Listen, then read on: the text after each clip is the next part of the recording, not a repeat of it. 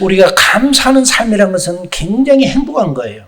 여러분 개인의 삶도 보세요. 하나님 감사합니다, 고맙습니다 하면 감사한 일들이 더 많이 일어나요.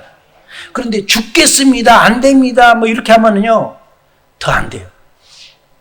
성경은 뭐라고 합니까? 너의 입술의 열매로 너희가 흥하고 망하고 된다고 그랬어요.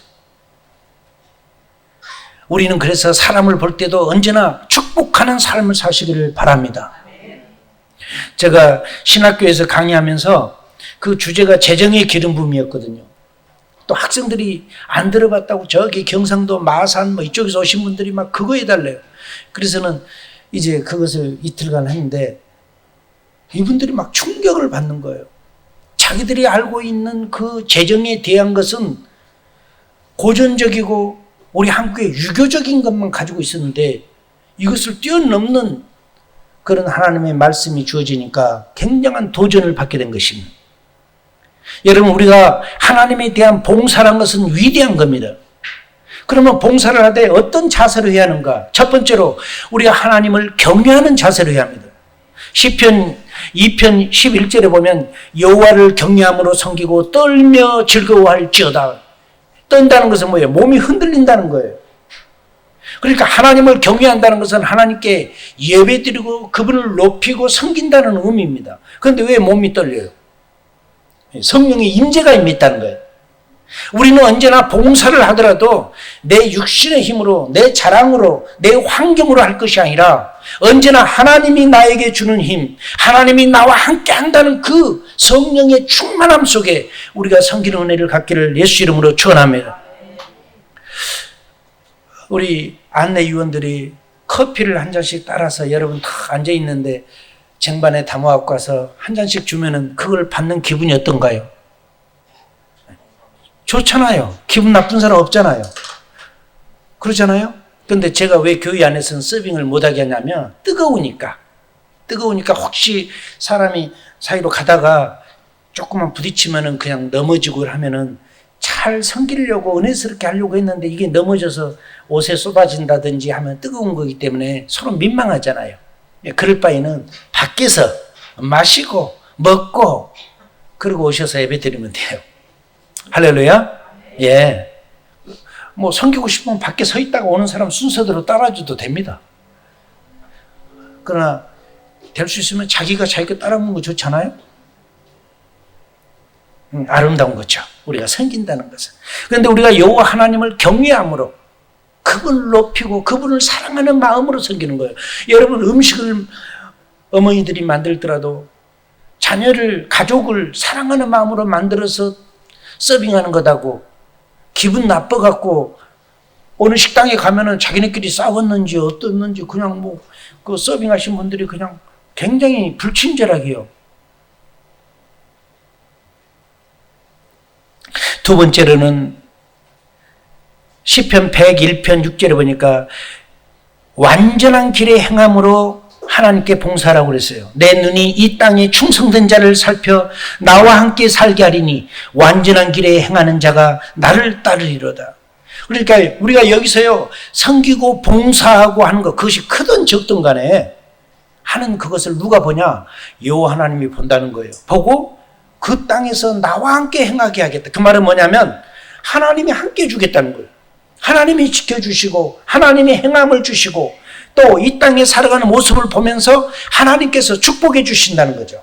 하나님의 축복. 여러분 사람이 이를 악물고 성공하려고 해도 이를 악물고 오래 살려고 해도 이를 악물고 건강하려고 해도요 사람이 뜻대로 되나요 그게? 하나님이 지켜주셔야 가능한 거예요. 그래서 우리는 하나님이 주시는 그 은혜 속에 가기를 예수 이름으로 축원합니다. 우리가 크리스찬으로서 하나님이 주는 축복을 나는 아무것도 안 하고 복만 달라고 엎드려 있다 해서 복 주는 거 아닙니다. 내가 할 수 있는 것은 하는 거예요. 그리고 부족한 것은 하나님의 영감을 받아서 세워가는 거예요.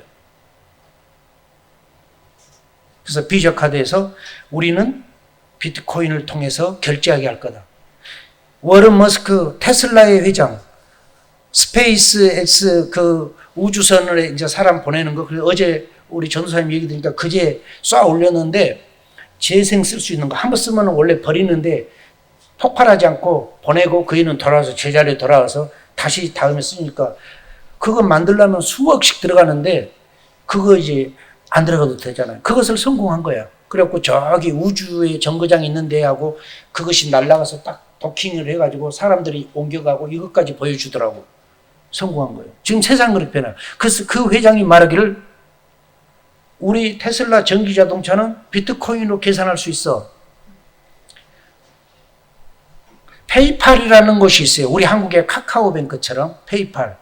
여러분, 은행이 언제까지 사람들을 데리고 일할 수 있겠어요? 미국은 통계가 나왔어. 뱅크 오브 아메리카, 웰스파고 아주 큰 은행들이에요. 한국 은행하고는 비교가 안 돼요.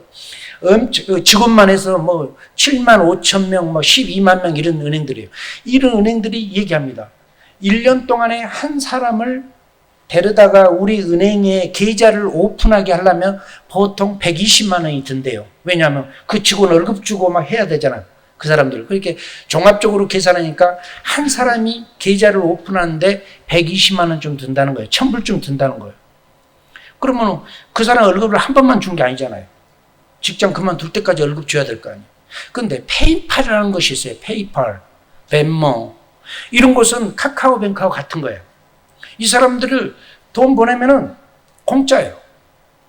그러면 이게 통계를 보니까 은행이 그렇게 애쓰고 막 고객을 유치하려고 해도 1년에 그 은행들이 고객을 유치한 게 그렇게 많지 않아. 20% 이상 성장하지를 못해요.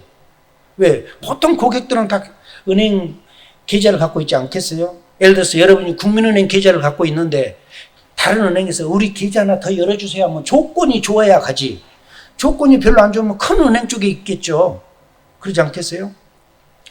그러니까 은행들이 경쟁이 심하다 보니까 그 은행은 거의 비슷해요. 성장이 별로 없어요. 그런데 페이팔이나 벤모 이런 때는 플랫폼이잖아요. 돈 보내고 백과하는 거. 한 번은 저기 캔사스에 사는 목사님이 이제 우리 자동차 타이어를 체인지 하는데 미쉐린 타이어가 좋아요. 뭐 한국에서는 한국 것이 좋지만 세계적으로 알아진 거예요. 그래서 미쉐린 타이어를 내가 구한다고 하니까 이 친구가 내가 구해줄게. 우리 차 넘버하고 몇 년산인가 이거 타고. 그래서 거기에 맞게끔 캐딜락 자동차에 맞게끔 있는 것을 해서는 조금씩 연락이 왔어. 사진 찍어갖고 이 타이어면 돼? 괜찮은데? 그래, 내가 이거 사줄게. 그 대신 돈 나한테 보내줘. 그래서 내가 거기에 한국은행이 있어? 물어보니까는 아니 여기는 없지. 그럼 어디로 보내? 벤버로 보내. 페이펄로 보내. 어떻게 보낸대? 다운받아서 거기서 자기가 보내준 거 입력해서 넣으면 된대. 그래서 그래? 그래서는 내가 다운받았어. 그리고는 그 구자로 딱 보내니까는 2초 걸려요. 2초 후에 거기서 받았어. 그래. 내가 보내는 돈 하나도 수입 낸 적 없어요. 미국에서 한국으로 보내고 한국에서 미국으로 보내면 은행 걸쳐서 하면 돈 들어가요. 그죠? 그 다음에 은행 가면 표 뽑아갖고 자기 차례 기다려야 되고 그 시간이 최소한 30분 이상 걸려요. 그런데 이것은 핸드폰 안에서 이루어지는 일이라 몇 초면 가버린대요. 그러면 사람들이 어떻게 하고 있어요? 미국을 통계로 보니까 1년에 이런 페이퍼나 이런 것들이 수백만 명씩 새로운 사람들이 생기는 거예요. 세상은 그렇게 변해가고 있는 거예요. 그런데 옛날처럼 그렇게만 하고 있어서 이거 어떻게 되겠어요? 우리가 마음에 비전을 갖지 못하면 세상을 볼 수가 없는 겁니다. 그죠? 우리가 나쁘다만 해서는 안 돼요. 아이들을 가르칠 때 야 물가에 가지 마. 잘못하면 빠져 죽어. 불가에 가지 마. 잘못하면 타져 죽어. 길가에 나가지 마. 교통사고 나. 아이들에게 이거 하지 마라 저거 하지 마라 하면 애들이 뭐가 돼요? 아무것도 할 수 없잖아요. 미국 사람들, 영국 사람들은 어떻게 해요? 애들로 하여금 하는 법을 가르쳐줘요. 수영장에 데리고 와서 수영을 가르쳐주고 바다에 데리고 와서 서핑을 하게끔 그 보드를 가지고 와서 선생에게 배우게 하고 타게 해요. 그래서 애들이 그 좋은 큰 파도에서 서핑을 하면서 막 너무 좋아하고 행복해 하는 거예요. 우리 이 한국의 부모님 같으면 야 위험한데 거기 왜 가 잘못하면 큰일 난다. 애들을 창조력을 다 끊어버린 거예요. 못하게 하는 거예요. 부모 기준에서. 그래서는 안 됩니다. 하나님께서 우리에게 준 것은 창조적인 능력이고 권세고 펼쳐가는 거예요. 할렐루야. 여러분, 하나님께 헌신하는 사람들도 마찬가지입니다. 우리 로마서 7장 6절에 보면은 이제는 우리가 얽매여 있던 것에 대하여 죽었으므로 율법에서 벗어났으니 이러므로 우리가 영의 새로운 것으로 섬길 것이요 율법 조문에 묵은 것으로 아니할지니라. 우리 교회의 정통이 이거니까 우리는 이것을 지켜야 한다라고 계속 그렇게 있어서는 안 돼요. 교회는 젊은이들도 많이 와야 합니다. 또 연세가 많다 해서 늙은 게 아니에요. 내 마음이 젊냐? 나이는 어린데 생각이 나이 많이 먹은 사람들의 생각을 갖고 있다면 그 사람은 늙은 거예요. 그러나 나이하고 상관없이 내 마음이 젊고 비전이 있고 하나님을 향한 열정을 갖고 있으면 이 사람은 청년이에요.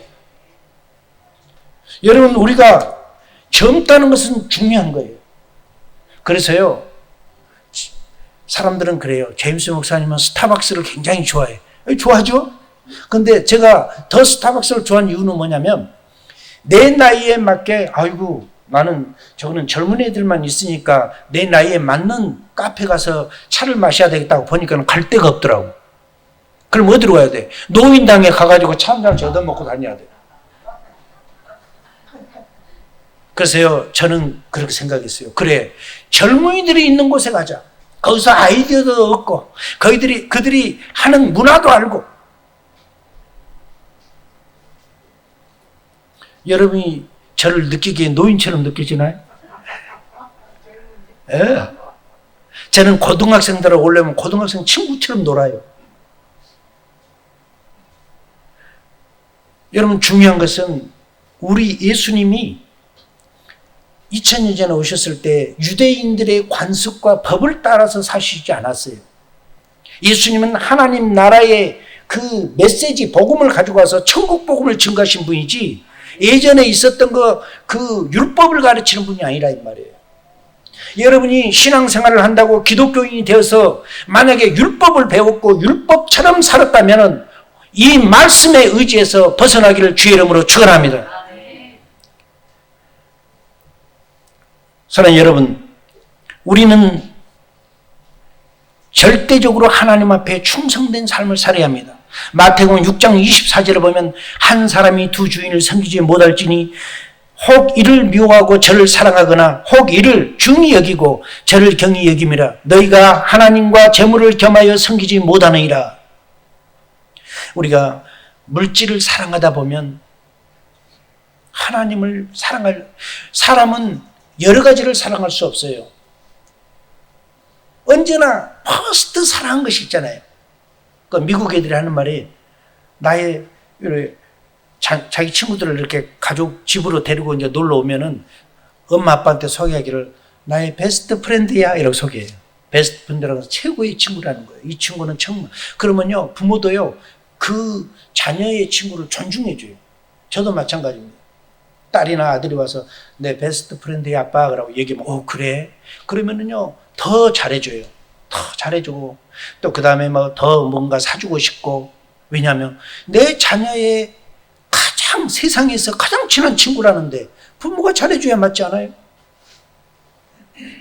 그래서 미국 애들은 뭐 이렇게 한 반에서 막 친하게 지낸다 해서 내 베스트 프렌드야 이러지 않아요. 그냥 내 친구야 이렇게 해요. 그런데 거기서 베스트 프렌드라는 언어를 넣어서 얘기할 때는 얘는 정말 그 친구들 가운데서 최고의 친구구나 이렇게 생각하니까 부모도 그 애를 더 존중해 주죠.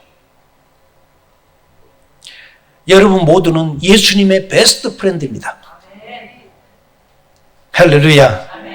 그러면 그 베스트 프렌드하고는 어떻게 돼요? 속마음까지 다 열어주는 사이요.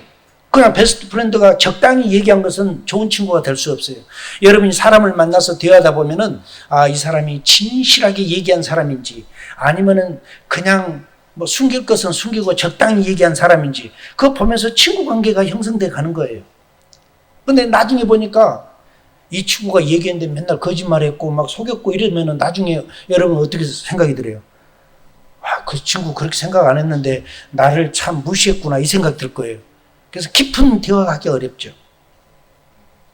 베스트 프렌드란 것은 그거 없이 정말 친한 사람, 그리고 그 친구를 서로 보호해 줄 수 있는 사람, 막 이 사람이 이랬다네 정보 듣고 저기다 소문내는 사람이 아니라 오히려 공경에 처하면 보호해 주고 오히려 방어해 주는, 그것이 진정한 친구인 거예요.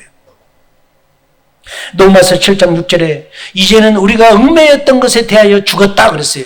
율법에서 벗어났다 그랬어요. 이러므로 우리가 영의 새로운 것으로 섬긴다. 주님은 말씀하시기를 하나님을 섬기기 위해서는 어떻게 하냐, 영과 진리로 하나님을 예배하라 그랬어요. 율법으로 예배하라고 안 했어요. 관습으로 하라고 안 했어요. 정통으로 예배하라고 안 했어요. 우리가 거기서 벗어날 줄 알아야 합니다. 그러면 무엇으로 예배할까요? 영으로 하자는 거예요. 영은 뭐예요? 하나님이 우리에게 주는 스피릿, 영이 있어요. 우리 마음속에. 그리고 성령께서 그 영 위에 기름 부어주시는 거죠. 우리가 하나님을 찬양할 때도 마찬가지입니다. 똑같은 노래만 부른다면 세상 노래를 부르는 가수들이 더 잘하겠죠. 우리보다. 그 사람들은 그게 직업이니까. 그런데 하나님이 기뻐 받는 것은 그 가수들이 유행가 부른 것을 기뻐 받는 게 아니라 우리는 음정도 틀리고 박자도 틀리고 모든 것이 틀리는 가운데서라도 우리의 마음과 신령과 진정으로 하나님을 찬양하는 그 마음을, 그 찬양을 하나님은 감동적으로 받아들이는 것을 믿습니다. 그래서 여러분, 하나님을 찬양한 거 두려워하지 마십시오. 특송하는 거 우리 좌한 전도사에게 얘기하세요. 다음 주에는 언제 우리 특송하겠습니다. 그럼 주부에 나와요. 그리고 찬양해서 해요. 찬양 잘 모르겠으면 부르다가 그냥 읽으세요. 찬양이라는 것은 하나님을 높이는 거예요. 노래로 부르는 것도 찬양이지만 말로 하는 것도 찬양입니다. 그러니까 여러분이 중요한 것은 마음의 중심에서부터 하나님을 높이는 은혜를 갖기를 주의 이름으로 축원합니다. 세 번째는 모든 겸손과 눈물과 사랑으로 하나님을 섬겨야 합니다. 곧 모든 겸손과 눈물이며 유대인의 관계로 말미암아 당한 시험을 참고 주를 섬긴 것과 형제들아 너희가 자유를 위하여 부르심을 입었으나 그러나 그 자유로 육체의 기회를 삼지 말고 오직 사랑으로 서로 종노릇하라. 갈라디아서 5장 13절입니다. 서로 사랑으로 종노릇하라는 거예요. 그 말은 뭐냐면 서로 섬기라는 거예요. 이 세상에서 여러분이 경험하고 지켜보는 사랑 가운데서 이 세상에서 사람의 사랑 가운데 어떤 사랑이 제일 고귀하고 위대하던가요? 부모님이 자녀를 사랑하는 거. 그 외에 사랑이 없어요. 자녀가 부모를 사랑합니다 하지만은요, 실은 그것까지 못 따라가요. 부모가 자녀를 사랑하는 사랑이 더 큰 거예요. 내 어머니가, 내 아버지가 나를 사랑하는 것, 그것은 내가 내 엄마와 아버지를 사랑한 것보다도 더 고귀하고 더 깊고 더 큰 거예요.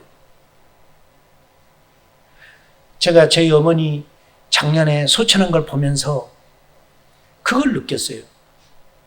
그리고 내가 미국에 돌아가서 우리 가족을 만나면서 그런 얘기를 했어요. 같이.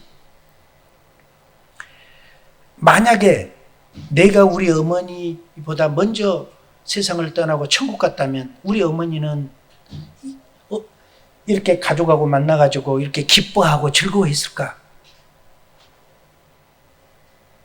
있는 자녀는 기뻐하지만은 그 자녀가 있었으면은 하고 얼마나 더 간절했을까?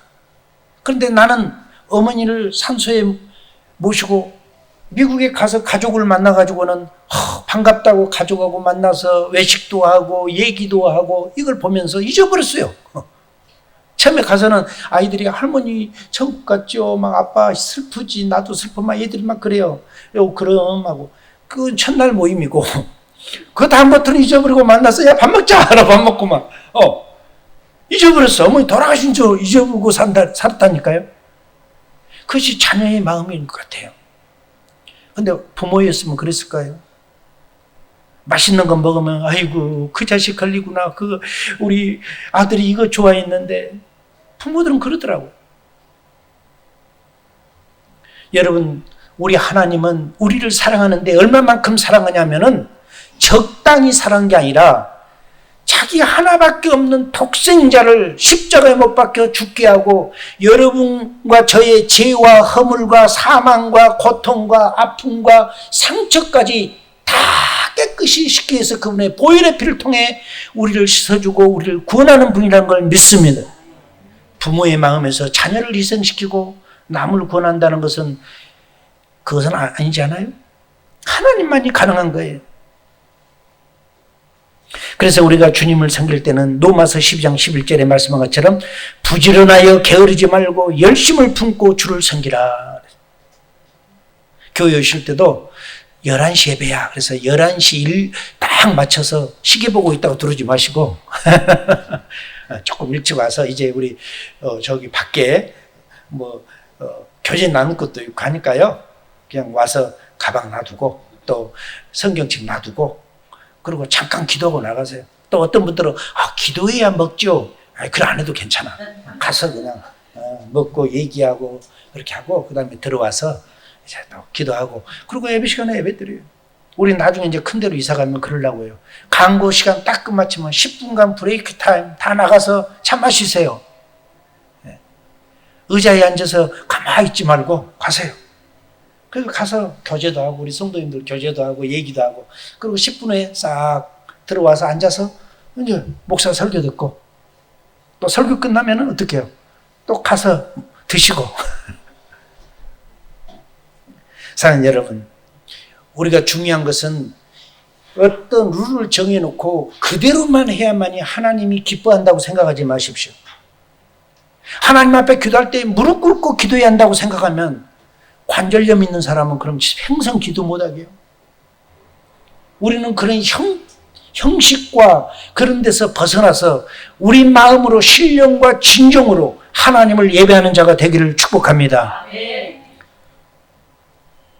여러분, 봉사할 때는 방법이 있습니다. 첫째는 여호와를 경외함으로 해야 돼요. 두 번째는 선한 청지기같이 해야 합니다. 빌립보서 3장 3절에 보니까 하나님의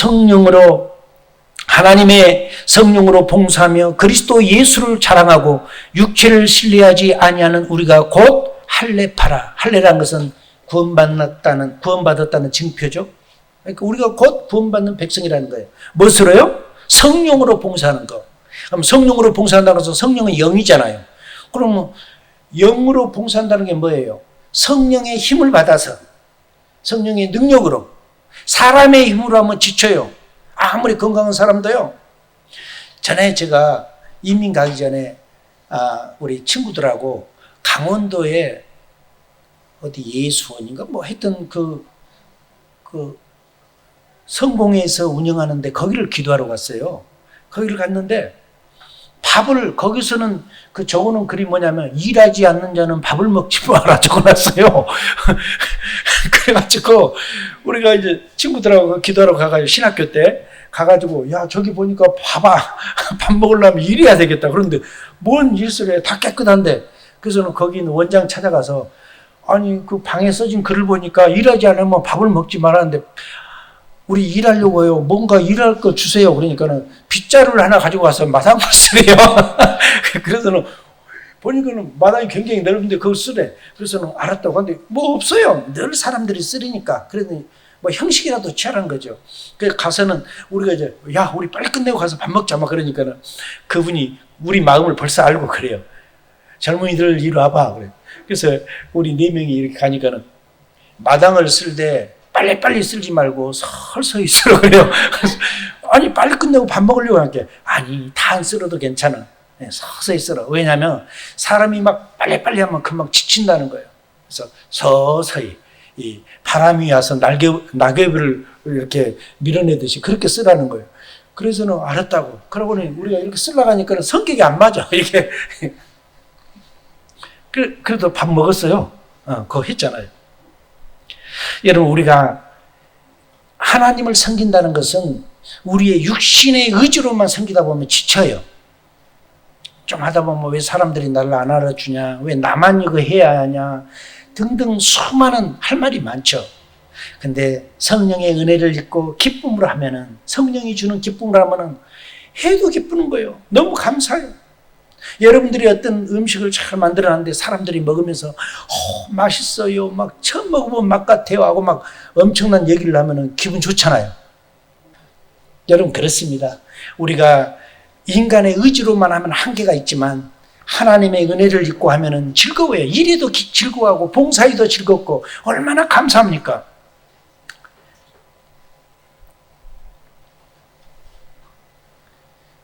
두 번째는 하나님의 공급하시는 힘으로 하라고 그랬어요.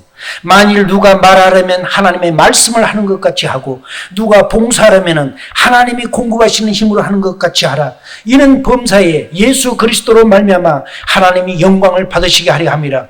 그에게 영광과 권능이 세세 무궁토록 있느니라. 베드로전서 4장 11절에 말씀하고 있습니다. 그래서 우리가 어떤 말을 하려면 하나님의 말씀을 하는 것 같이 하라는 거예요. 그 말은 뭐냐면 정직한 말을 하라는 거예요. 거짓말하지 말라는 거예요.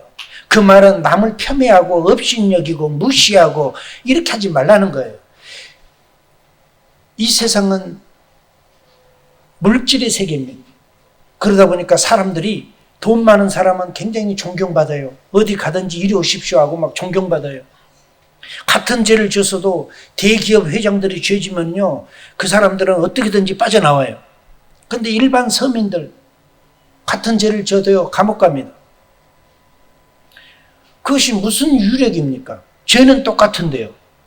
돈이라는 거예요. 돈을 우리 신약 성경에서는 만몬이라고 그래요. 우리 성경에서 말한 것은 만몬. 만몬이라는 것은 신의 이름입니다. 돈의 신, 물질의 신입니다. 사람들이 이 신을 섬기는 사람이 있어요. 사람의 인격과 인권을 존중해 주지 않고 돈이면 다 된다는 거예요. 그것은 성경에서 뭐라고 얘기해요? 돈을 사랑하지 말라는 거예요. 그걸 다른 말로 번역하면 돈의 신을 사랑하지 말라는 거예요. 우리가 사랑할 존재는 하나님뿐이에요. 돈은 우리가 지배를 해야 돼요.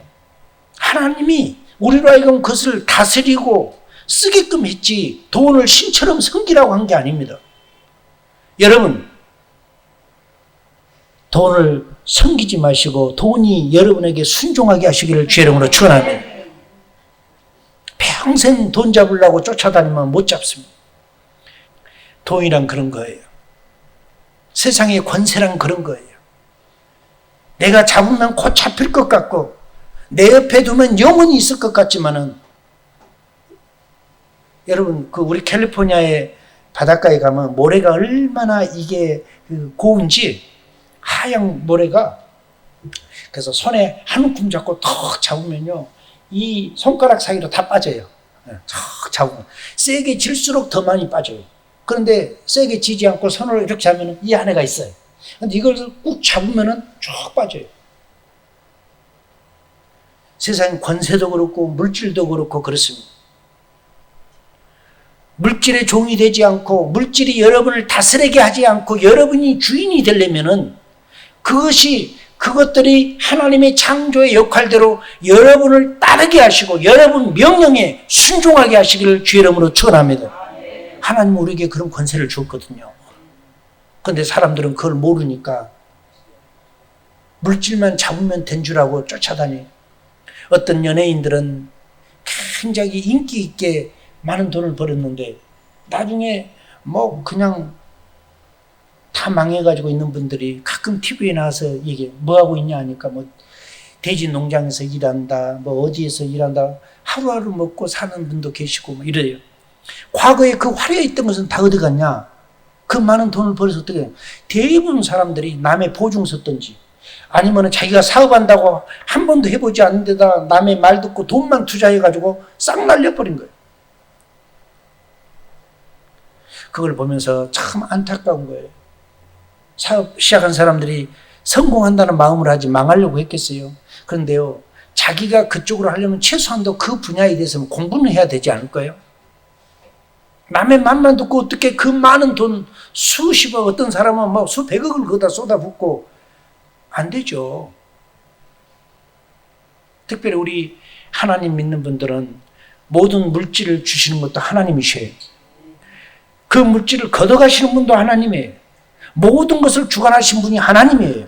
그렇기 때문에 여러분, 하나님께서 여러분에게 물질을 맡겨줄 때 죄된 곳에 쓰지 마시고 하나님의 영광을 위해서 선교하고 복음 전하고 어렵고 힘든 사람 돌보고 도와주는 하나님의 영광을 위해서 쓰임받는 우리 모두가 되기를 예수 이름으로 축원합니다. 이것이 바울 사도가 성경 말씀을 통해서 우리에게 주시는 더욱 넉넉하게 함이라. 어느 통계를 보니까 미국의 통계입니다. 1년에 1억 이상 버는 사람이 이 사회에다가 기부하는 것이 얼마냐. 그러니까 그렇게 통계 나오니까 한 100만 원, 200만 원 이렇게 해요. 그런데 1년에 인컴이 5천만 원이 된 사람은 이 기부를 얼마나 하냐 보니까 이 사람들은 500만 원쯤 해요. 그러니까 소득이 많을수록 많이 한 것 같은데 통계입니다. 특별한 기업을 빼놓고. 그러니까 우리는 생각할 때 부자들이 굉장히 뭘 많이 할 것 같아도요, 그거 할 줄 모르는 거예요. 왜냐하면은 안 배워봤기 때문에. 하나님은 어렵고 힘든 사람을 관심 갖고 봐요. 그래서 우리는 언제나 하나님 앞에 겸손하게 사랑으로 충성하는 마음으로 헌신적으로 나가기를 주의 이름으로 축원합니다. 마지막 세 번째로는 그러면 봉사하는 사람에게는 하나님은 어떤 축복을 주는가? 첫째로 하나님이 귀히 여김을 받게 됩니다. 요한복음 12장 26절에 보면 사람이 나를 섬기려면 나를 따르라. 나 있는 곳에 나를 섬기는 자도 거기 있으리니 사람이 나를 섬기면 내 아버지께서 그를 귀히 여기리라. 또 봉사하는 사람들에게는 하나님과 사람들부터 칭찬을 받습니다. 로마서 14장 14절 말씀에 중요한 것이 있습니다. 골로새서 3장 24절에 유업의 상을 받는다고 했어요. 이는 기업의 상을 주께 받을 줄 아나니 너희는 주 그리스도를 섬기니라. 이 말은 뭐냐? 여러분이 사람을 섬기고 여러분들이 주를 위해서 헌신된 일을 했지만은 하나님께서는 그 상을 여러분에게 유업으로 준다는 거예요. 이거 엄청난 일이잖아요. 하나님의 손은 크죠. 제가 설교 서두에 1억을 은행에 넣어놓으면 한 달에 3만 5천 원도 채 안 나온다고 직접 들은 거니까요. 그렇게 얘기를 했습니다. 그럼 은행 이자가 얼마나 됩니까? 그런데 하나님의 이자 계산을 해줄까요? 30배, 100배, 60배, 100배, 1000배, 1000배까지 내가 너희 자손들을 축복하리라. 1000배의 역사면 1000, 100, 1000이라는 것은 무한대를 얘기하는 거예요. 그것이 하나님의 계산법이에요. 세상의 은행의 계산법은 1%, 2% 이 정도예요. 그런데 하나님의 계산법은 30배, 60배, 100배, 1000배, 만배로 가는 거예요. 그런데 그것만 경제적인 것만 축복한 게 아니라 건강도, 생명도, 후손도, 환경도 하나님 축복하는 거예요. 이 위대한 우리 하나님을 우리가 잘 섬겨 하나님이 길이길이 기억하시고 축복하는 여러분의 가문의 복이 풍성히 이루어지기를 주의 이름으로 축원합니다. 우리 기도하겠습니다.